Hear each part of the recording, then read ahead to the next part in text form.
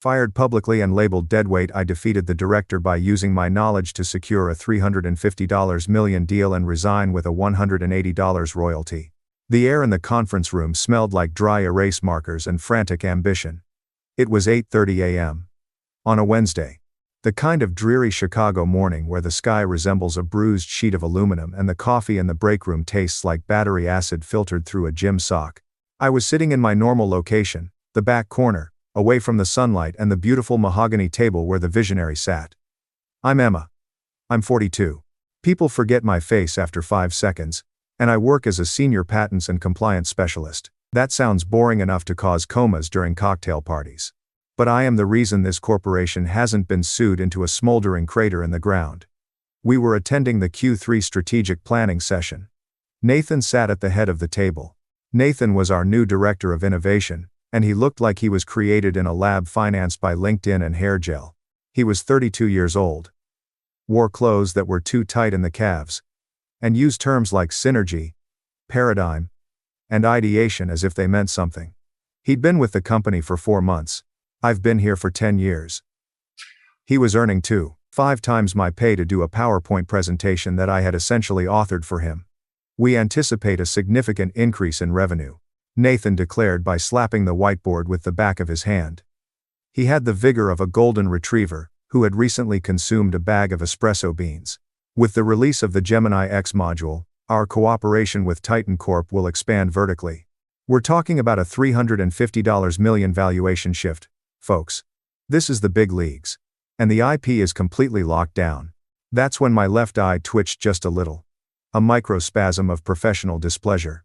I cleared my throat. It was a dry, quiet sound, but the acoustic vacuum of the boardroom made it sound like a gunshot. Nathan, I replied, maintaining my voice level. Just a clarification on the IP lockdown. Nathan paused mid-gesture. He gazed at me as if I were a printer that had jammed. Emma, we are in a flow condition here. Can we park the details on the lot? It's not a detail, I explained, adjusting my glasses. You classified the Gemini X neural architecture as completely owned proprietary assets, yet the underlying optimization method, patent 5621, is marked as pending in the internal audit system. It has not been fully assigned to the legacy ledger yet. The room became quiet. The CEO, David, who left the backbone of a chocolate eclair on a dashboard in July, looked up from his phone. Emma, Nathan sighed with exaggerated patience. You've gotten over this. Legal said we were fine. Titan Corporation is ready to sign. Stop looking for problems where there are only answers. You're ruining the vibe. Nathan.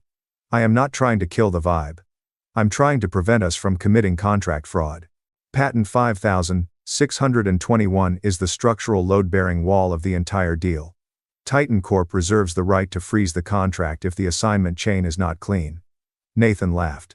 It was a barking laugh, sharp and contemptuous. He looked around the table and invited everyone to join in. Several junior vice presidents chuckled uneasily, eager to unite with the new alpha dog. This is exactly what I'm talking about, Nathan said, turning his back to me. Old school thinking, obstructionist.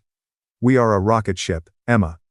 You're trying to check the tire pressure while we're breaking the atmosphere. I felt heat rush up my neck. Not humiliation, but wrath.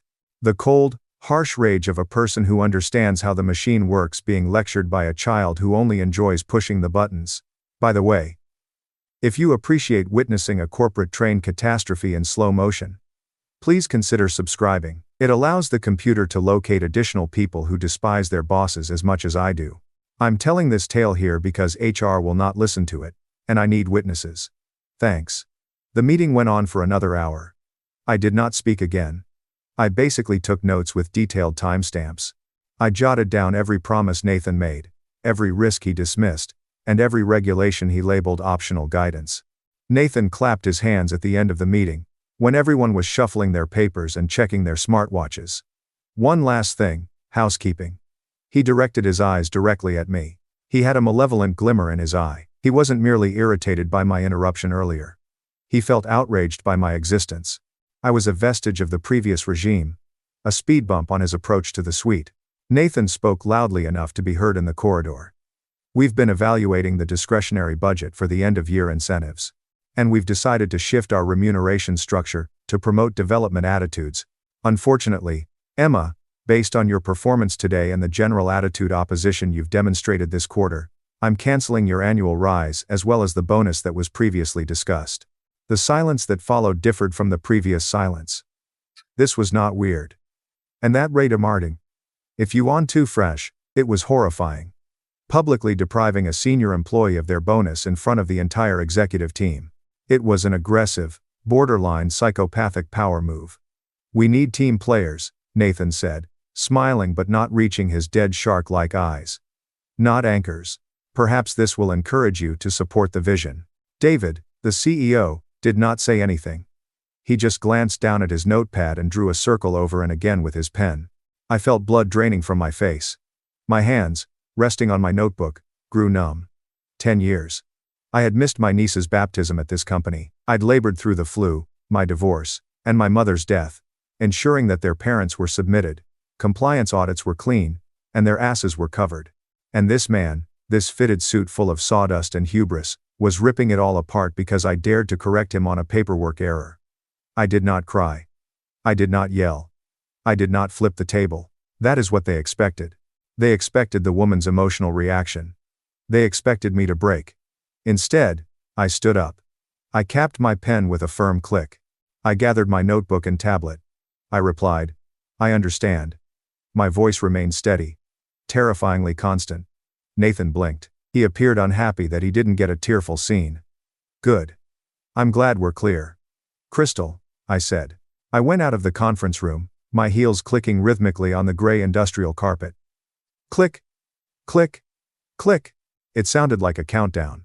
They believed they had broken me. They believed they had replaced Karen in the office. They chuckled as the door shut. I could hear them. What they did not know. What Nathan, with his immense arrogance, had neglected to check. What David couldn't recall was the exact history of patent 5621. Nathan was correct about one thing. It was the backbone of the $350 million transaction. But he was mistaken about who owned it. He considered it a company asset. I knew for sure it wasn't because I authored it. I knew where the bodies were buried, since I was the one with the shovel. My cubicle was in the compliance annex, which is corporate speak for the dark part near the server room where we keep the individuals who perform the actual work. It hummed with the white noise of cooling fans, and the slight ozone odor of overheated electronics. I enjoyed it here. It was far from the glass-walled offices where folks like Nathan checked in and looped back. Here, reality existed. When I paid for myself, I sat on my ergonomic chair, because the ones provided by the company were meant to progressively disintegrate the human spine, and placed my hands on the desk. My breath was shallow. My heart pounded against my ribs, like a caged bird. But my thinking was cooling down, solidifying over into a block of complete clarity. He had described his attitude as one of resistance. I opened the drawer. It was structured with such precision that a surgeon would weep. Post-it notes are color-coded by urgency. A spreadsheet of filing deadlines that I manually updated because the automated system was prone to glitches. The file was located in the rear, nestled inside a plain manila folder called Miscellaneous Legacy. I didn't open it immediately. I simply rested my finger on the tab. Allow me to explain something regarding patent law. It's dull. It is excruciatingly boring. It's a universe of little semicolons that determine the fate of millions of dollars in filing dates, stamped to the millisecond. In this universe, close enough legally means complete failure. Nathan is the type of man that thinks big. They think broadly. They believe the details will sort themselves out. They believe that because they are the directors of invention, the cosmos will conform to their will. However, the cosmos does not care about your job title. The universe cares about paperwork. I accessed the digital record for patent 5621 on my twin monitors.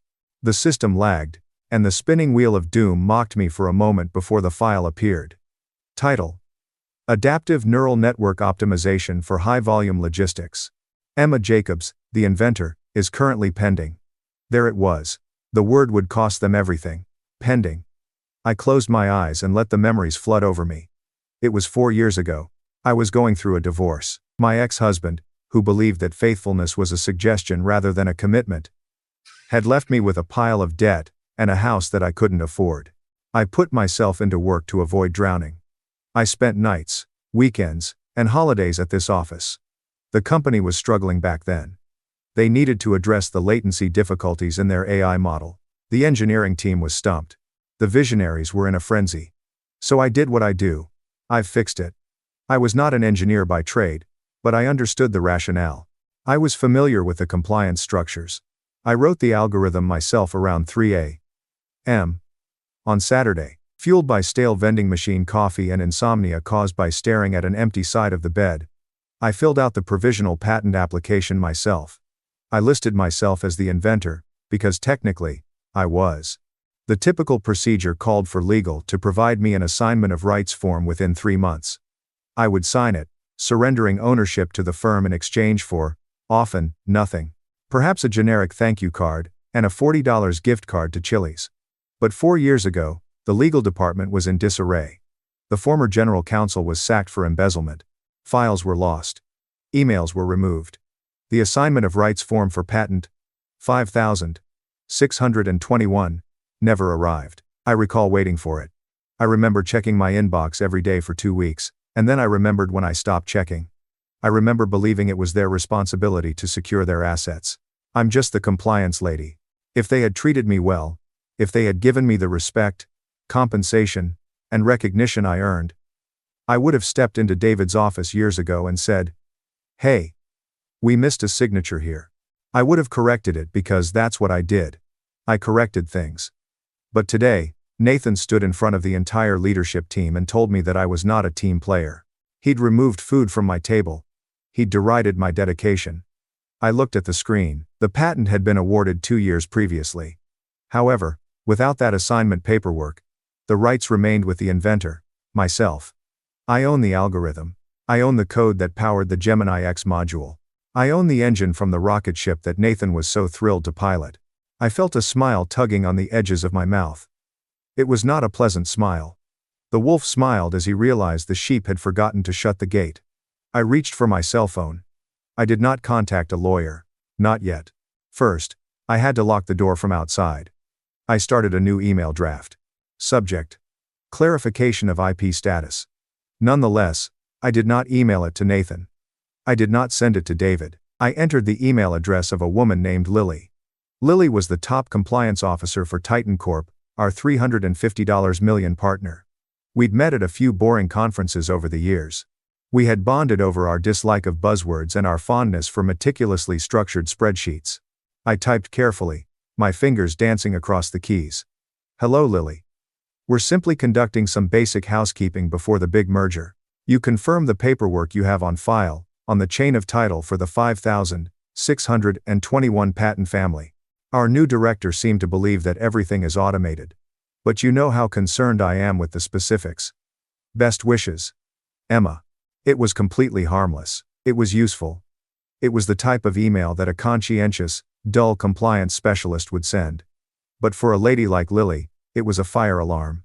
It was a subtle coded message that indicated, "Check your records. Something is wrong. Press send." Then I minimized the window, opened my daily task spreadsheet, and returned to work. I had audits to file. I had compliance inspections to complete. I was going to be an ideal employee. I was going to be exactly what Nathan desired. Quiet, inconspicuous, and efficient. While I worked, I envisioned the email moving across fiber optic lines, bouncing off satellites, and arriving at a server in Chicago. I pictured an unseen string tightening around Nathan's neck. He sought a paradigm shift. I was going to give him one. At midday, while the rest of the company went out to eat pricey salads or visit the gym to relieve their corporate anguish, I remained at my desk. I unwrapped the turkey sandwich I had packed from home. Dry bread, good protein, and I called a number I hadn't contacted in 6 months. U.S. Patent and Trademark Office. "This is Arthur." A gravelly voice responded. Arthur, a 70-year-old retired patent examiner, now worked as a consultant for those who could afford his hourly cost, or, in my case, for folks who have been bringing him homemade scotcheroos every Christmas for the past decade. He was the oracle of intellectual property law. He knew the code better than the folks who created it. "Arthur, this is Emma." "Emma, what do I owe the joy to? Finally leaving the circus to work for the firm?" "Not yet, Arthur.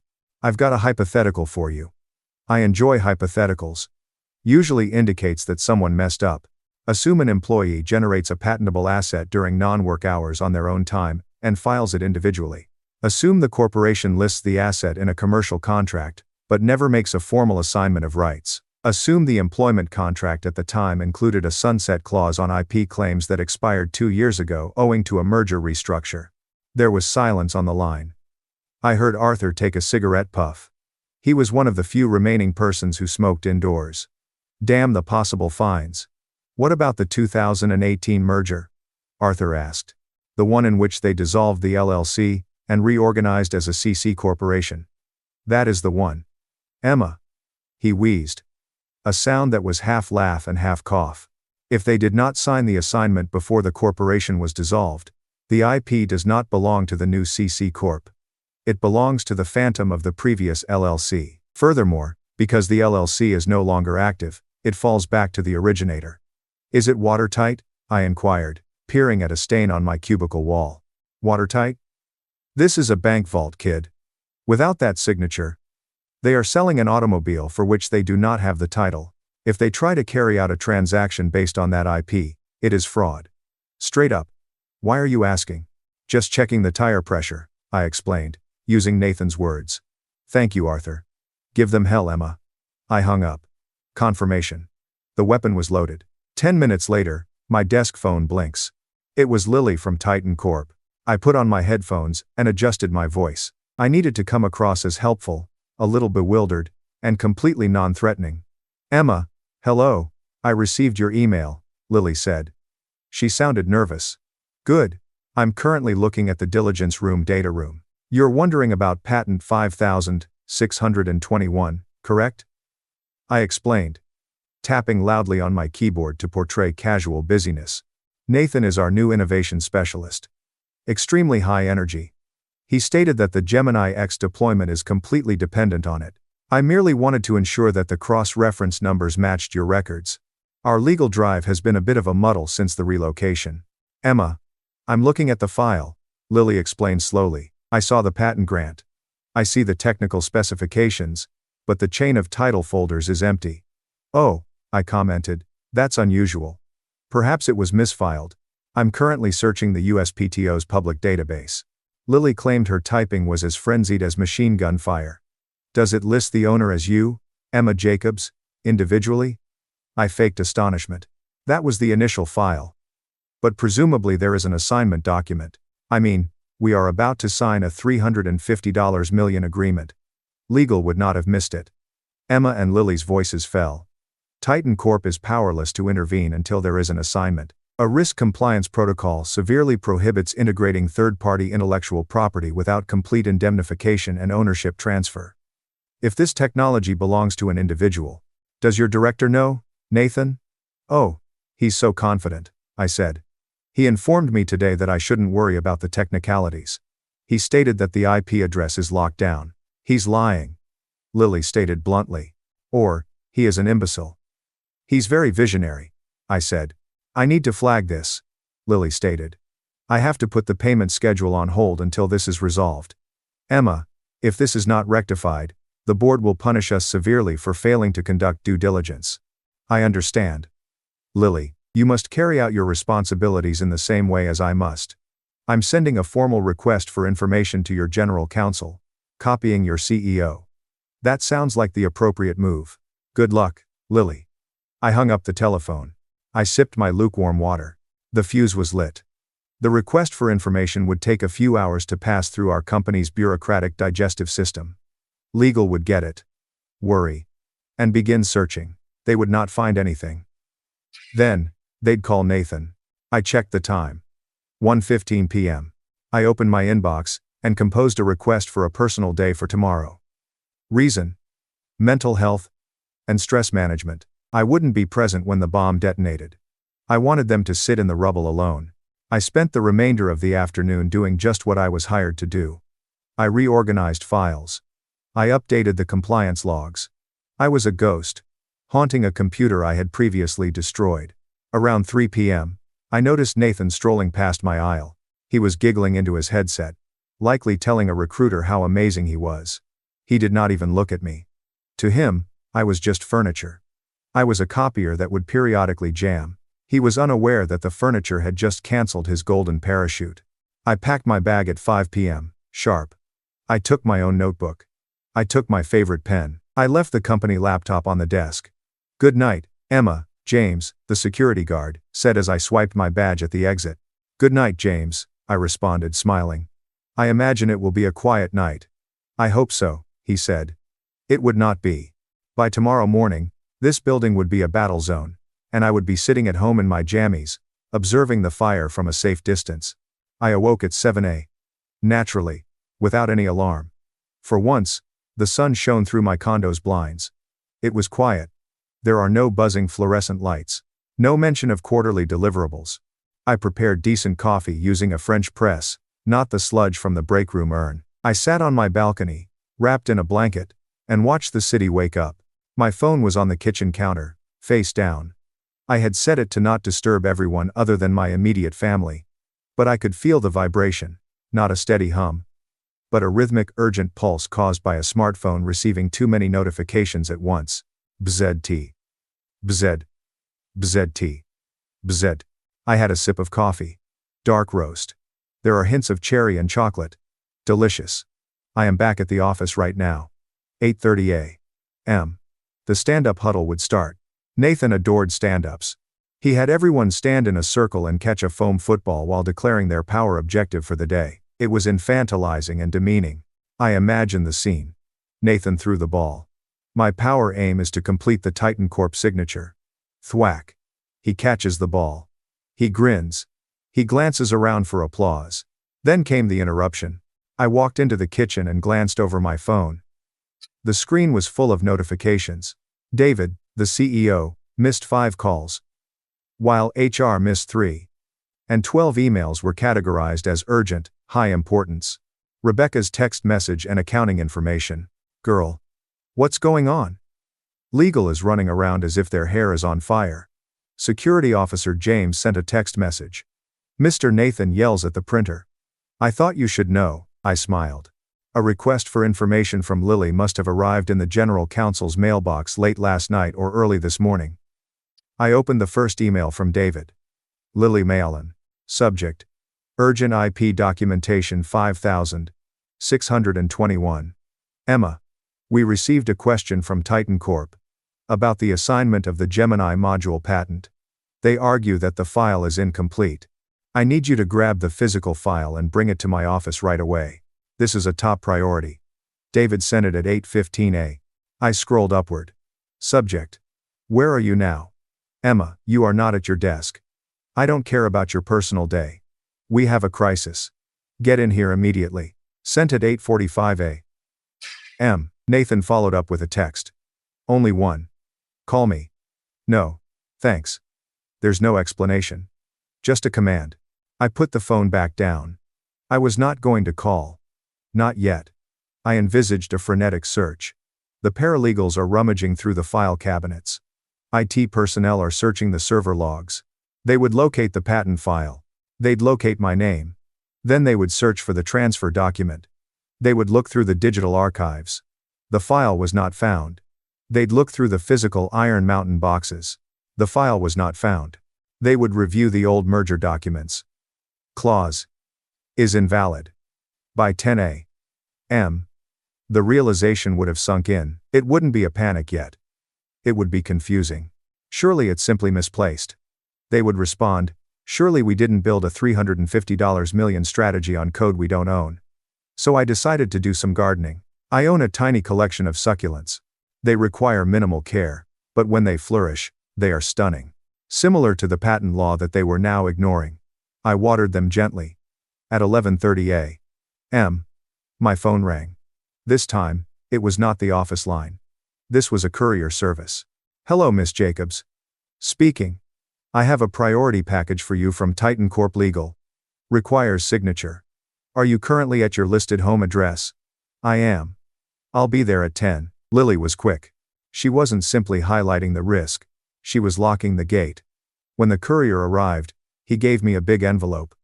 I signed up for it. I opened it on my kitchen island. It was not a lawsuit. It was a notification of contractual suspension. Dear Miss Jacobs, We have identified you as the sole legal owner of patent hash 5621, as a result of our due diligence examination of Titan Corp's prospective collaboration with your company.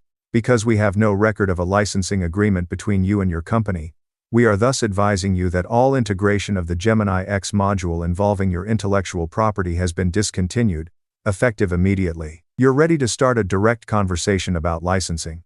Would you like to negotiate independently of your company? Sincerely, Titan Corp's legal department. I laughed.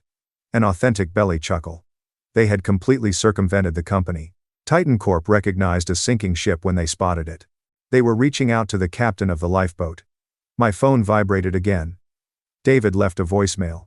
I chose to listen to this one. Emma. His voice was tense and high-pitched. Emma. Please pick up the phone. Titan Corp suddenly froze the accounts. They gave us a legal cease and desist notice, alleging you own the technology. What the hell is going on? Nathan claims you sabotaged the database. I need you to explain this now. Nathan would call it sabotage. He could not imagine a world in which his failure was his own fault. I poured myself another cup of coffee. I sat down at my personal laptop, a custom-built safe non-comp computer. I wrote a reply to Lily at Titan Corp. Received. I am open to a chat, but first I must handle some internal issues with my current employer. Please keep the freeze in place until further notification. Then I finally responded to Robert. A short and accurate SMS message. I have a personal day scheduled. I'll be in tomorrow, at 9 a.m. If you wish to negotiate the acquisition of my personal intellectual property, please prepare a meeting space and have legal counsel present. You'll need these. I pressed send. The key had been turned completely. The door was locked, and I was the only one with a way out. When I came into the foyer the next morning, the silence was deafening. Usually, there's a hum, phones ringing, people talking about sports, and the clatter of the espresso machine. Today was like going into a wake. The receptionist, Kelly, a sweet girl who typically wears bright scarves, was pale.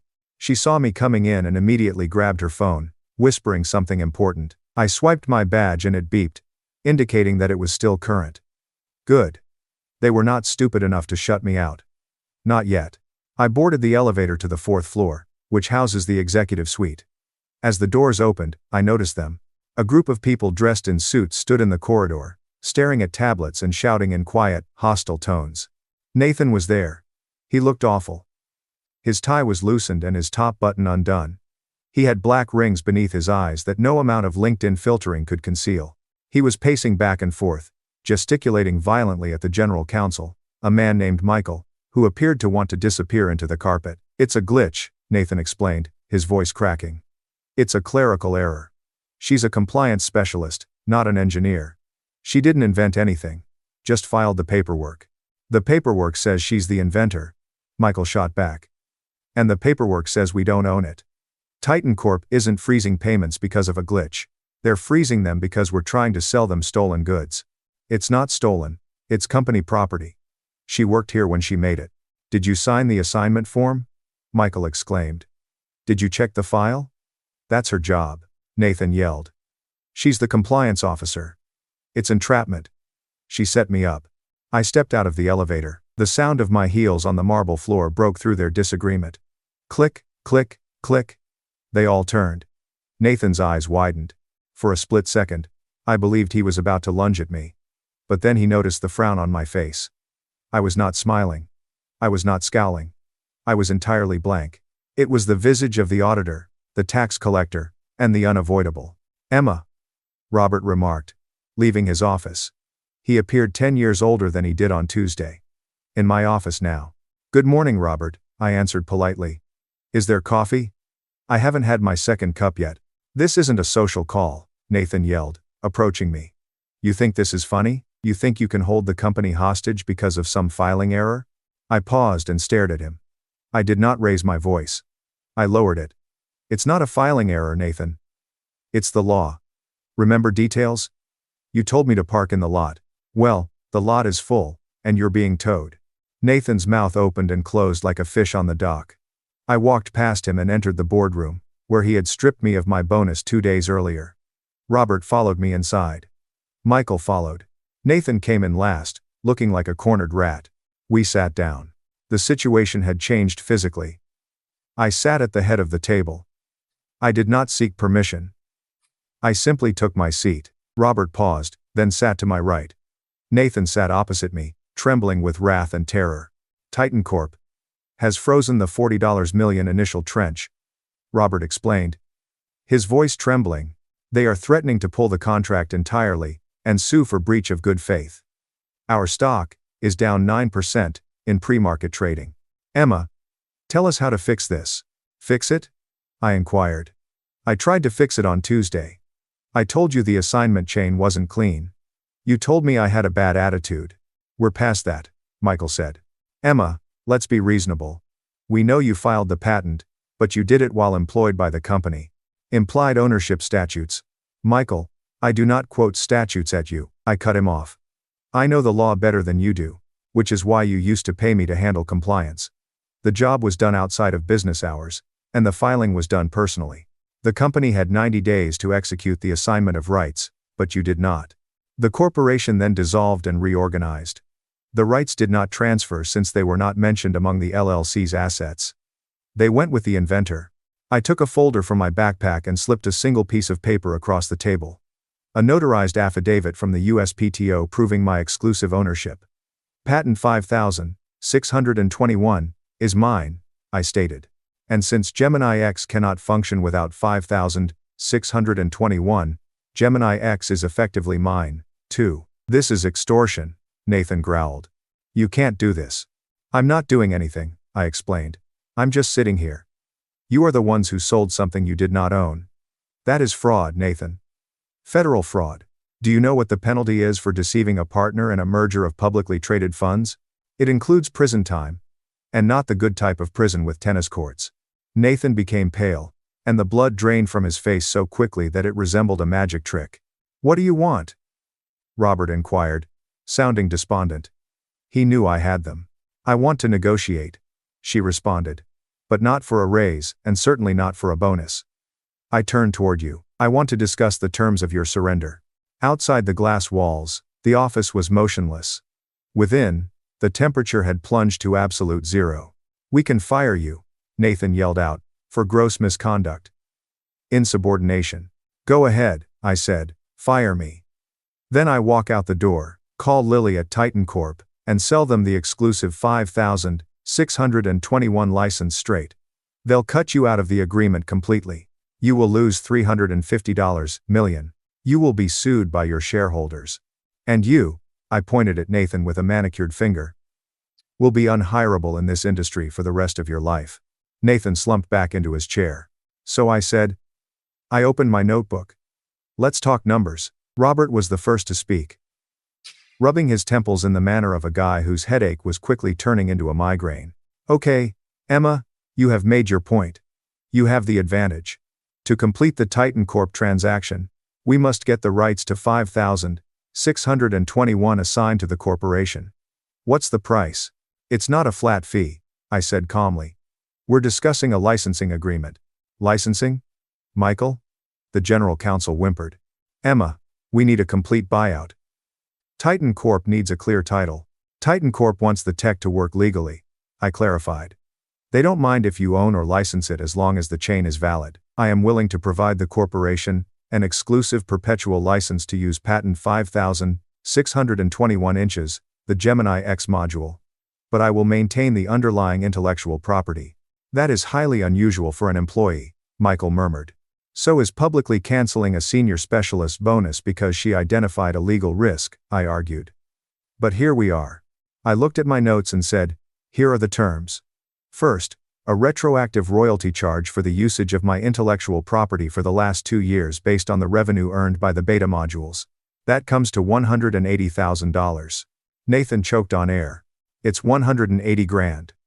You're crazy. That's the friends and family discount, I informed you. If I take it to market, the valuation is higher. Second, a 1.5% going forward royalty on any gross income earned by the Gemini X line. 1.5% of gross. Robert stood up. Emma, that is millions of dollars over the course of the contract. We can't give an employee points for the package. Then don't, I responded, closing my notebook. I'll gladly sell it to Titan Corp. They offered me a very significant consultancy package. This morning, I decided to rise up. Sit down, Robert screamed. Then softly. Please sit down. And I sat. Third, I proceeded as if nothing had happened. I would like a formal written apology signed by both of you, recognizing that the purchase was delayed due to executive oversight and a failure to follow compliance warnings. This will be reported to HR and conveyed to the board of directors. I'm not signing that, Nathan responded, his face flushing again. That's an admission of incompetence. Yes, I replied. It is. I will not do that. It will ruin my career. Nathan, your career is already on life support. I'm just deciding whether or not to pull the plug. I turned to Robert. If he doesn't sign, no deal. The IP stays with me. The Titan deal dies. You explained to the shareholders why you lost $350 million to save the ego of a man who has only been here for 90 days. Robert looked at Nathan. Not friendly. It was the face of a man calculating the math and determining one variable was throwaway. He'll sign, Robert replied. Nathan gasped. Shut up, Nathan, Robert growled. You caused this. You fix it. You sign the paper. Finally, I added, getting to the bit I appreciated the most. I want my title changed. I'm no longer a senior specialist.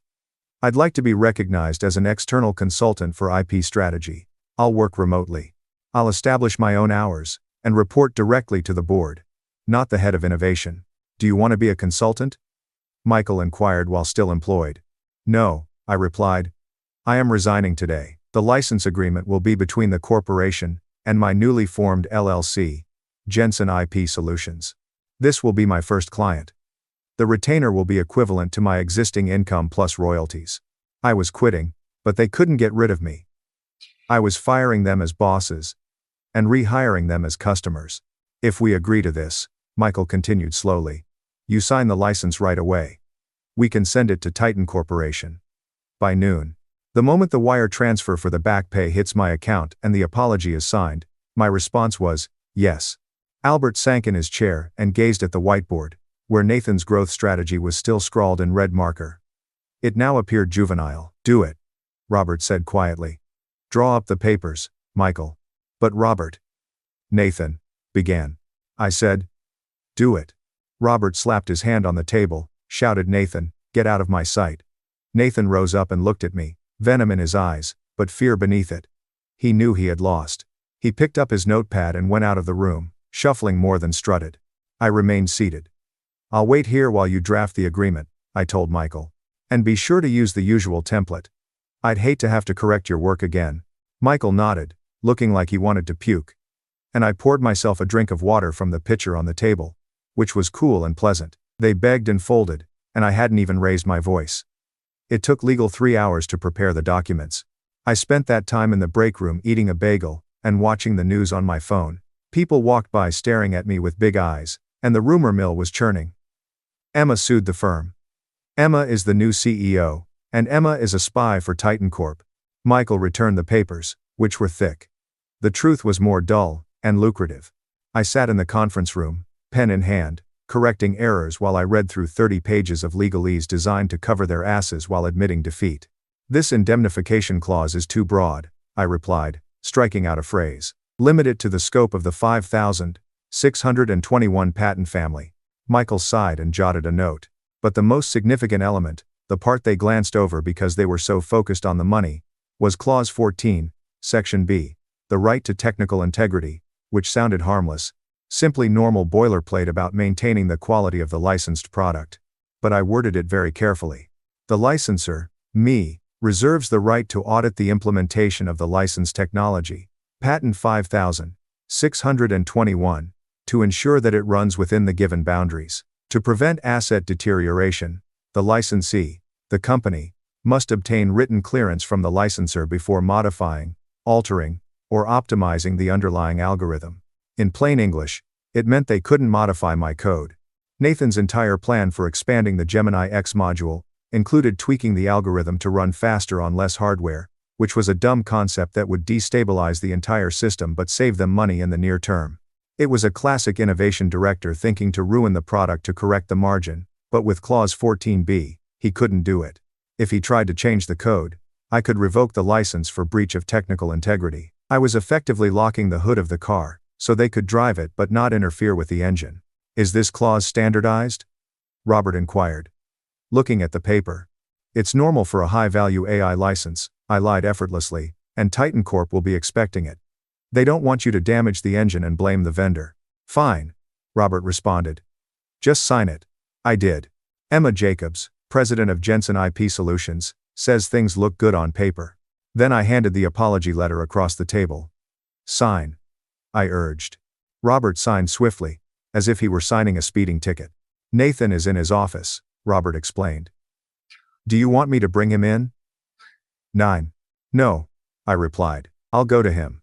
I took the paper and headed down the hall to Nathan's office, where the door was closed. I opened in without knocking, and Nathan was on the phone with his back to the door. No, brother. It's only a tiny hitch. We are still crushing it. Yeah. Yes. I'm handling it. When he heard the door, he swung around and hung up the phone. Sign this, I said, throwing the document across his desk. He looked at it. I, Nathan Parker, acknowledge the failure to secure IP rights. I can't believe you're doing this, he continued, his voice cracking. You're ruining the team dynamic. There is no team, Nathan. There are only those who perform the work, and those who claim credit for it. Today, the bill became due. He picked up a pen, his hand quivering, and signed the untidy scroll. Thank you, I murmured, taking the paper back. Are you happy? He inquired. You've received your money and won. Are you happy? I gazed at him, thinking about the years of missed vacations, the growth mindset lectures, and the yoga retreat his wife was presumably planning right now with his non-existent bonus. I'm not happy, Nathan, I explained. I'm compliant. And right now, it feels the same. I walked out. On my way out, I went by payroll. My wire transfer has been processed, Rebecca murmured, giving me a thumbs up. Hit your account 2 minutes ago. Thanks, Rebecca. I returned to my desk, picked up my bag and succulent, left the work laptop and the ID badge on the keyboard, and headed to the elevator. The doors opened, and I stepped inside.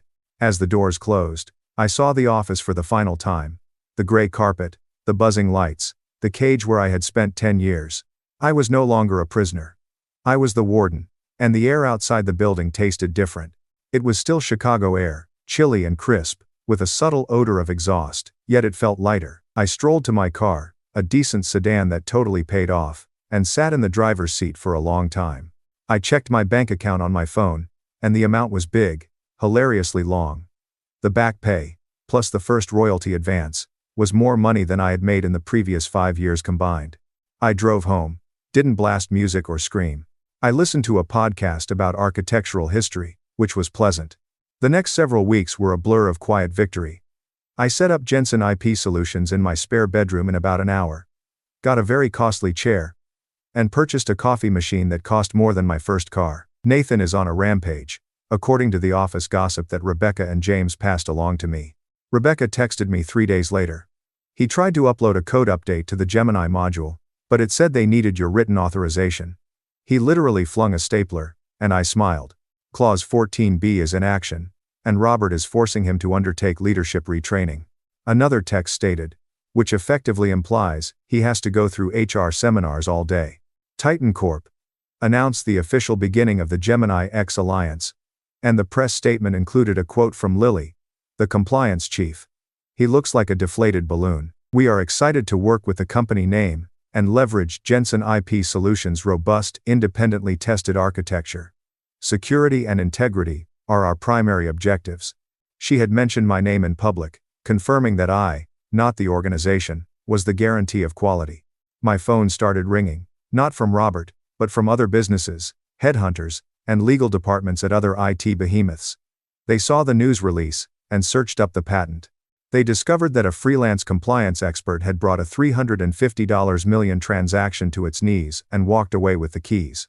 We need someone to audit our IP portfolio, one VP at a biotech firm told me. We don't want an Emma incident on our hands. I'm quite expensive, I informed him. We expect you to be, he responded. I accepted the job. I worked less, earned more, and never had to sit in a synergy huddle again. The best part, however, was not the money, but the email I received from Nathan approximately a month after leaving. Subject: Request for variance. Nathan, You must alter the latency parameters of the 5621 algorithm to match the increased server load. Please sign the attached waiver so that we can edit the code. Nathan had to plead, beg, for permission to do his job. I waited 24 hours to respond.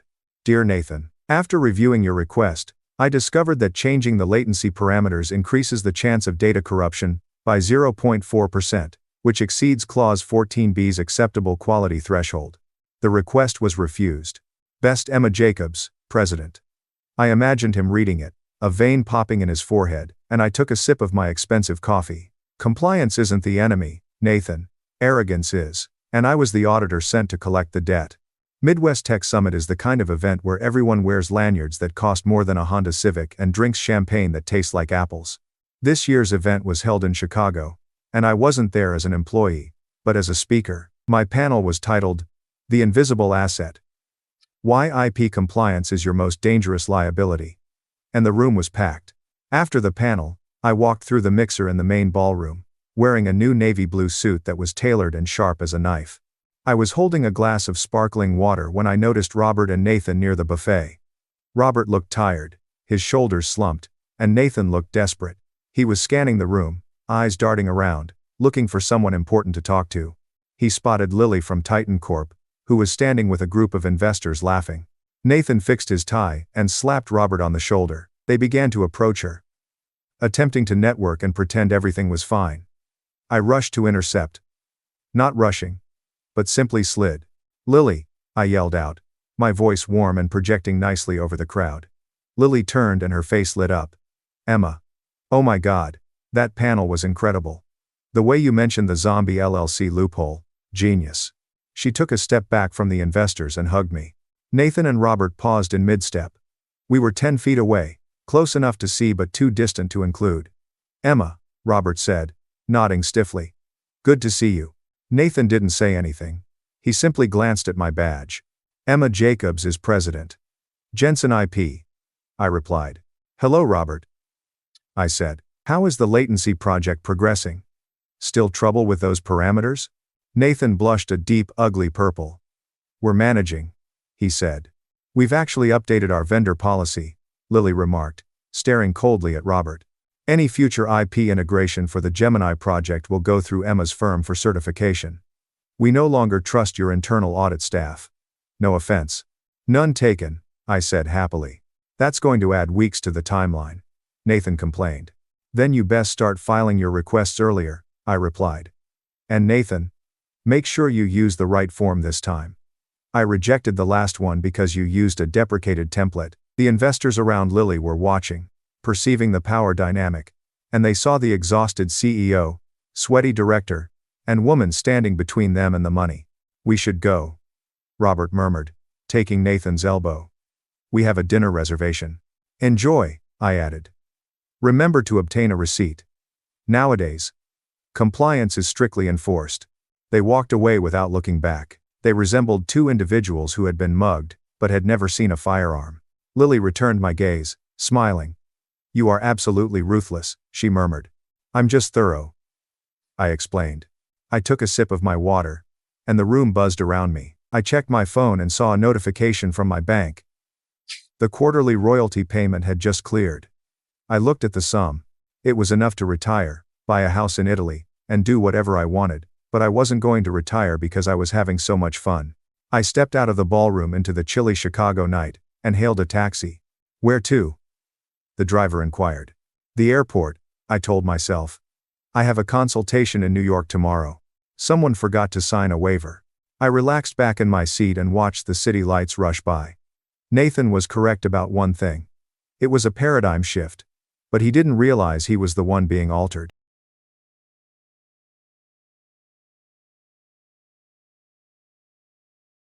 When I learned my mother left everything to my spoiled brother in her will, I realized I was just a resource, not a daughter, so I cut all ties. In the middle of a calm Tuesday evening, my phone rang. What's up? And how are you doing? Only the voice of my mother, asking in a tone that was both flat and impatient, where her money was. Yes, that was it. She contacted me as if I were a mistake after she had done everything she could to cover my brother's payments, bills, and every excuse she could think of for him for an entire year. Neither of us argued. I did not provide an apology. The only thing I did was listen, and I felt something inside of me finally clicking into place. That phone call didn't hurt, that's why. This made everything much clearer. And the reality about it began a very long time before that particular event.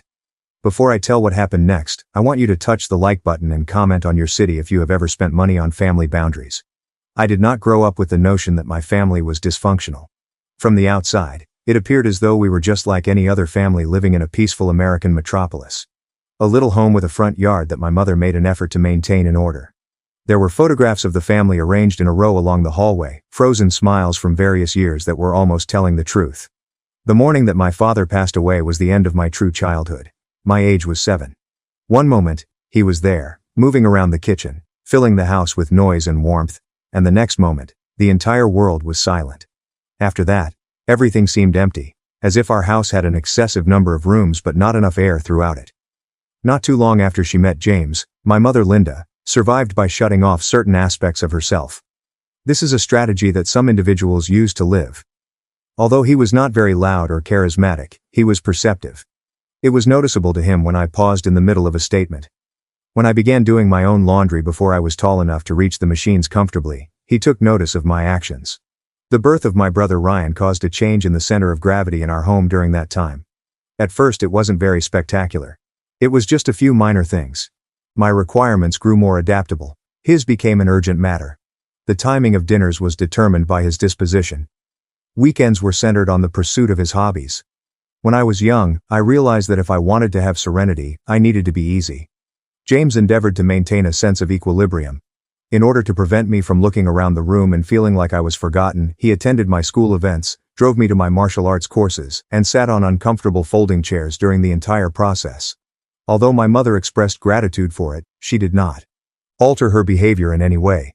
Ryan had a sensitive mind. One of a kind was Ryan. He needed more. By the time I was a teenager, I had a firm grasp on the guidelines, even though no one had ever explicitly stated them to me. It was expected of me to be capable, self-sufficient, and appreciative of even the smallest amount of attention. Ryan was given permission to wander. When I left for college, I took a bag full of clothes with me and made a silent pledge to myself that I would not want permission from anyone in order to construct a life for myself. I was able to learn how to be consistent by working part-time jobs, skipping trips that I couldn't afford, and working. In a number of ways that he never openly expressed, James was proud of me. My mother allowed me to be fully independent. A number of years later, when James passed away unexpectedly, it was as if I had lost my father every single time. But I was able to see the implications of my actions this time. Because he was absent, there was no buffer. The fact that my mother had 2 children was silently brought to her attention. Around that time, the calls began to come in. At first there will be only little requests, and subsequently there will be more frequent ones. Due to the fact that this was what I had always done, I came forward without any trepidation. I also convinced myself that it was only a transitory situation for a while. Every time I went to the house after James passed away, it seemed to be getting smaller. In terms of the emotions, not the body. Despite the fact that the walls were the same, the air was heavier and thicker, with expectations that were not stated. No longer did my mother inquire about my well-being. She inquired as to whether or not I had the opportunity to assist throughout this month. It was always presented in a kind manner, as if it were a favor. Favors, on the other hand, do not occur in a predetermined pattern. I reassured myself that it was logical. She had reached an advanced age and was once again a widow. Ryan was trying to decipher the situation. That sentence turned out to be her defense. She always had an excuse ready for me whenever I inquired about the reasons why he was not working, why he was still living at home, and why he appeared to be so perfectly content doing nothing. His anxiety was high. He had a sensitive nature. He is not the kind of person that the world was designed for. As a result, I entered the picture. From the beginning, it was only enough to cover a few bills. After that, it turned into consistent payments. Things around the house that James would have handled without a second thought were brought to my attention by me. I put in a new refrigerator when the old one died. I paid to have the roof mended after it began to leak rainwater. My announcement was not made. I did not make a request for credit. As I always have done, I just carried out the tasks that were required of me. Ryan hardly acknowledged any of it for a moment. He also talked about goals that never seemed to come to fruition, played games, and slept much past his bedtime. Whenever we got together as a family, Dad would swipe through his phone as my mother stood close, ready to defend him against questions that no one might even ask. Whenever I dropped a suggestion that perhaps he could be of assistance, her tone immediately shifted. "You don't understand him," she would tell that person. "You never have." That was the moment when I began to experience something that went beyond the feeling of tiredness. Anger was not yet present. I had the feeling that I was being subtly relocated. Not as a daughter but as a resource. It was a low, persistent burn that I continued to feel. The defining moment did not present itself in the form of a yell or a fight. When it arrived, it was a typical afternoon during a visit that was intended to be brief. As if she were getting ready for something significant, my mother was arranging the material that she had accumulated at the kitchen table, which was covered in stacks of envelopes. When I asked her what she was working on, she responded that she was simply putting things in order while she did not glance up. The way that she expressed it caused a tightening sensation to develop in my stomach. During the time that I was applying gentle pressure, she brought up the will. It is not formal, and it is nearly informal. In her explanation, she stated that Ryan will eventually receive everything. The house, any savings that were still available, and everything else. She spoke it as if it were self-evident, as if it did not need any further explanation. I awaited the remainder, the portion of the speech in which she made reference to me. It was not her. I questioned her in a relaxed and thoughtful manner, and she sighed. I was told that there was no reason for me to be concerned because everything was going well. In contrast, Ryan would require stability, support and protection in order to function properly. When I was in that moment, my mind was filled with evidence that I had neglected, which consisted of years of minor sacrifices. The bills, the repairs, and the emotional labor that is required. My assistance was not required because I was required. Because I was supposed to, I was providing assistance. And all of a sudden, it seemed obvious. The issue at hand was neither love nor fairness. A sense of entitlement was at play. I did not respond in the manner that she most likely anticipated. It was not a heated debate, there was no raised voice, and there was no spectacular exit. I nodded, assisted her in reorganizing the documents into clean stacks, and concluded the visit as if nothing had changed with regard to the situation. In the whole of my journey back home, I scarcely turned on the radio. I desired the peace and quiet. Without her speech altering my ideas, I needed to hear my own thoughts for a very long time. In the middle of the night, I laid awake thinking about the talk. It was not the words themselves that were important. Rather, it was the tone, the certainty, and the manner in which she had already established my role in the family without ever asking me if I supported it. I came to a realization that caused a peculiar sense of calmness to arise in my chest. In my behavior, I had been acting as if I were a short-term solution to a long-term problem. I went back to see her again a few days after the initial visit. Even though a portion of me was already aware of what I was going to hear, I told myself that I needed clarification. We were seated at the kitchen table, which was the same table where I had completed my schoolwork when I was a child, while she was watching Ryan. I confronted her with the question of whether or not she truly believed that it was fair to leave everything to him. She didn't beg for a moment. "You're stronger," she said to me. I asked her if she knew what I meant when I said, "You always have been, you'll be fine." I was referring to the fact that I had been paying bills, covering expenditures, and stepping in whenever something broke or went wrong. As if I were listing duties rather than sacrifices, she dismissed it as if it were nothing. Her response was, "That is not the same." It was at that time that something shattered within of me. You chose to help. The change was not loud or abrupt. Rather, it was a subtle internal shift, similar to the way a support beam finally gives way after years of being under pressure. One last question that I posed to her was whether or not she loved us in the same way. However, she did not respond immediately. Whenever she did so, her remarks landed in a tidy and pointed manner. Apparently no one was in need of her anymore. The fact that her love was different due to the fact that the circumstances were different. There was no indication that she loved me less. She did not have to do it. Before I departed, I did not say my goodbyes. During the evening, I opened my banking application and gazed at the recurring transfer that I had established after James passed away. It was not the quantity that was important, but the fact that it was not a little number was. That was the meaning that it conveyed. There is permission, expectation, and control. I lingered over the screen for a longer period of time than I had anticipated. Rather than because I was uncertain, I was allowing myself to feel the weight of the decision that I was about to make. Then I decided to abort it. No announcement, no warning was given. It was neither my mother or my brother that I called or texted. I did not provide an explanation. I simply came to a halt. Following that, there was a hush that seemed foreign and somewhat perilous, much like the moment you take your first steps off of solid ground. Nevertheless, beneath that anxiety was something more stable, a sense of relief. I found myself not reacting for the very first time. I was making a decision. And I was aware that it wouldn't be long before they became aware of it. The time it took was precisely 2 months, not 3 weeks or 6 weeks. While I was in the process of preparing dinner, my phone suddenly lit up 60 days to the day after I had canceled the payments. It was because the pan was sizzling, the oil was popping quietly, and the aroma of garlic was pouring into my flat that I remember it. For the first time in a very long time, I was able to concentrate on the task at hand without feeling rushed or constantly calculating what the next bill would be. I was on the verge of not responding. The name that was displayed on the screen remained there as if it were a dare. After wiping my hands on a towel, I picked up the object. "I don't know where my money is," my mother asked. There was no greeting, no pause, and no affection. It was just that inquiry, which was harsh and immediate, like if I had failed to finish a transaction, entirely. The only sound I could hear was my own breathing as I stood there with my phone placed to my ear.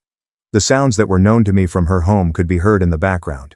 There was a television that was turned up too high, and I could hear the faint clink of a bottle being laid down. There was another person present. She went on to say, "I was not successful in this transfer." A hint of irritation could be heard in her voice. It was there. "There must be a problem with your bank." There it was then. It was not a question like, "Are you okay?" or "Did something happen?" but rather a presumption that the money will come, as it always does. "It's not an issue at all," I confirmed. After that, there was a profound deafening quiet. I pictured her blinking and performing a recalculation. She inquired, "What exactly do you mean?" When she said, "I have bills due," I responded, "I canceled it." Very little. Her breath caught in her throat. In order to fill the void, fury flooded in at that moment. The volume of her voice increased as she asked, "You what?" I switched the burner off on my stove after looking down at it and saying, "You can't just do that. We depend on that money. You may wait for the food." This was not possible. "I helped because I chose to," I explained to myself. An instantaneous change in her tone occurred when she said, "I'm not doing that anymore." Suddenly the annoyance was gone. Something familiar, something that had been rehearsed, appeared in its stead. The voice for the wounded. "Jessica, you know Ryan is going through a hard time," she remarked in response. I almost chuckled out loud at how predictable it was when he said, "This isn't about you." "No," I responded in a composed manner. Ryan's voice, which was far away but clear, became audible at that moment and said, "This is exactly about me." He was close enough to hear, close enough to comment. "What's her problem now?" he said to himself. Not even my mother lowered the volume of the phone. I said that, landing, "You're being dramatic. This is family. Family helps. Family does not draft a will, cutting out one child and expecting that child to fund the consequences." She snapped at him, "Don't start." And then brought her focus back to me. "You're being dramatic." Her tone became more firm. "You went through my things and you told me everything," she added, as if it were nothing at all. She let out a harsh lungful. "I did what I had to do. No one needs security, and I don't." I inquired about it. Not because she was unable to comprehend the question, but rather because she was unwilling to respond to it. There was a pause taken by her. She finally said, "You're doing fine." And she meant it. My eyes were closed as I listened to the words. "You have a good job. You are independent. You have always been." That was not a coincidence, I was able to say. With a sneer she said, "That was survival." Ryan laughed in the background as he said, "Oh, don't turn this into something it's not." A brief sound that betrays disdain. When he said that, it was as if we owed you something. "You always think you're better than everyone else," he remarked. Something icy began to settle in my chest and I felt it. To be sure, not to be angry. I stated, "I don't think I'm better." And I meant it. At that moment, my mother lost her temper and said, "I think I'm done."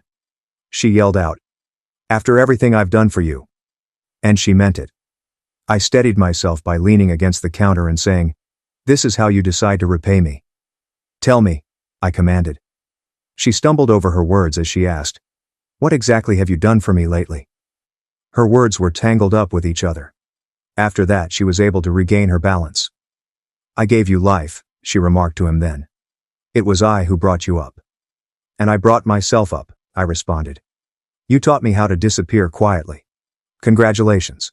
I learned the lesson, she said with a voice that was low and menacing. You're selfish, I grinned. But she couldn't see it. I understand. No, I clarified. There was movement on her end of the line, a door opening, and at that moment she said, I'm setting boundaries. The sound of footsteps. After then, a different voice, which was bright and obtrusive, came in. Someone questioned, Is that Jessica? As I closed my eyes once more, I asked myself, Oh my God, is this about the money? My mother added, Of course she was there. She thinks she can just cut us off. Pretending that I wasn't paying attention to what she was saying. Samantha let out a chuckle. That's messed up. Ryan was banking on that. Ryan was counting on it as if it were income or something. Just as if it were due. I responded by saying, That is precisely the issue.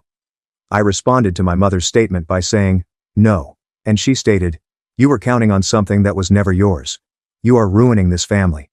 The irregularity in her breathing increased as she said, You already did. I just stopped paying for it. At this moment I was able to hear the panic which was once again bursting through the entitlement. You can't leave us behind, she pointed out.